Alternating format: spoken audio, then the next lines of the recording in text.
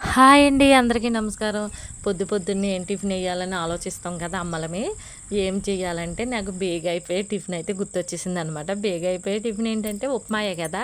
రాత్రి అయితే ఒక ప్యాకెట్ తెప్పిస్తే పొద్దున్న మార్నింగ్ అయితే చేశారనమాట. ప్యాకెట్ ఉప్మా అయితే చాలా రుచిగా అయితే వచ్చేస్తున్నదండి. మన ఆడించుకున్న నూక కంటే ప్యాకెట్ ఉప్మా చాలా చాలా బాగుంటుంది. పిల్లలకు కూడా వేడి నీళ్ళు అయితే పక్కన పెట్టేశాను.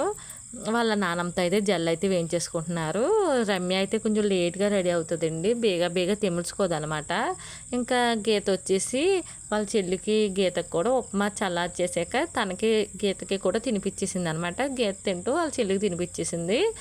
ఇలాగ అయిపోతూ ఉండగా నేనైతే ఏం చేశాను, ఇంకా పక్కన నానబెట్టేసుకుని పొద్దున్నే నానబెట్టుకున్నానండి కందిపప్పు. పప్పుచారుకైతే పప్పు ఎక్కువసేపు నానితే బేగా ఉడికిపోద్ది కదా. మనకి కుక్కర్లో అయినా బేగా ఉడుకుతాం కావాలి కదా. గ్యాస్ ఇలాగైతే ఆదా అవుతుందని నేను పొద్దున్నే పప్పు అయితే నానబెట్టేసుకున్నాను. పప్పుచారులోకి ఆనపకాయ పచ్చడి చేయొచ్చని ఆనపకాయ అయితే చిన్న ఆనపకాయ అయితే ఉందండి. దాన్ని పచ్చడి కింద అయితే ముక్కలు కోసేసుకున్నాను అనమాట. ఆనపకాయ పచ్చడిలోకి ఎప్పుడు చిన్న చిన్న ముక్కలు కోసుకుంటే బేగా మగ్గిపోతుంది. అందుకని నేను ఆనపకాయ పచ్చడిలోకి చిన్న చిన్న ముక్కలు అయితే కోసేసుకున్నాను. పప్పుచారులోకి మన ఇంట్లో ఎన్నో కూరగాయలు ఉన్నాయి, అన్ని ముక్కలు వేసేసుకుని పప్పుచారు అయితే కాసానండి. పప్పుచారు అయితే చాలా రుచిగా అయితే వచ్చిందనమాట. కందిపప్పు కూడా బేగా ఉడికిపోయింది కదా, మనకు పప్పుచారు బేగా అయిపోయింది. చింతపండు కూడా నానబెట్టేసుకుంటానండి పొద్దున్నే.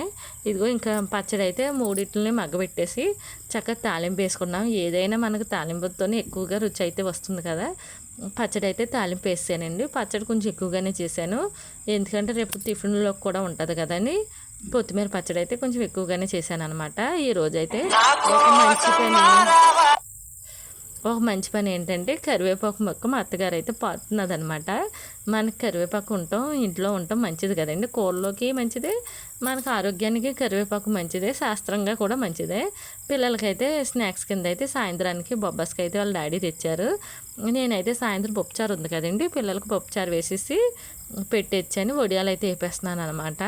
రేపొద్దున టిఫిన్ గురించి కూడా ఆలోచించుకోవాలి కదా. రోజు ఉప్మా అయితే ఏం తింటారండి పిల్లలు.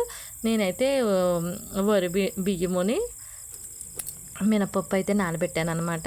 ఈరోజైతే ఇలా గడిచిపోయింది. అట్లకైతే బాయ్ బాయ్.